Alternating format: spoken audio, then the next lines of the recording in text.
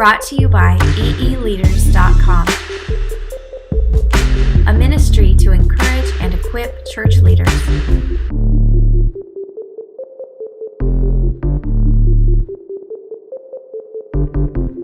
So I'm Alex Fuentes. I'm currently planting a church in Tunja, Colombia. Sounds like tuna. Easy to remember there. And we've been over there for a year, and God has done an amazing work as we have just been available. And that's what I want to talk to you about a little bit.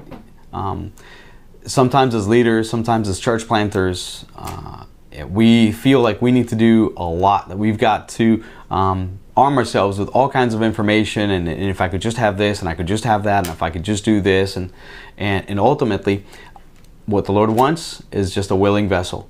And when we place ourselves in His hand and we just allow Him to shine through us, rather than looking to have all this stuff so that we can shine and have some sort of a statement or something to give all the time, but we just allow His Holy Spirit to work through us, that's what really matters. That's where it's all at. And that's where we've seen the most fruit. You know, when we've just placed ourselves in His hand, allowed Him to do what only He can do through us. You know, what we need to do is just place ourselves in His hand, you know, and what does that look like? It looks like we allow His Holy Spirit to just tell us where to be, how to be, rather than sometimes just simply us trying to fill our schedule, trying to fill our space, trying to fill our time, you know, and what do I want to do next, you know, and yeah, that's cool. Planning is awesome. We need to plan. We need to have a goal, right? We don't have a goal, we don't know where we're going.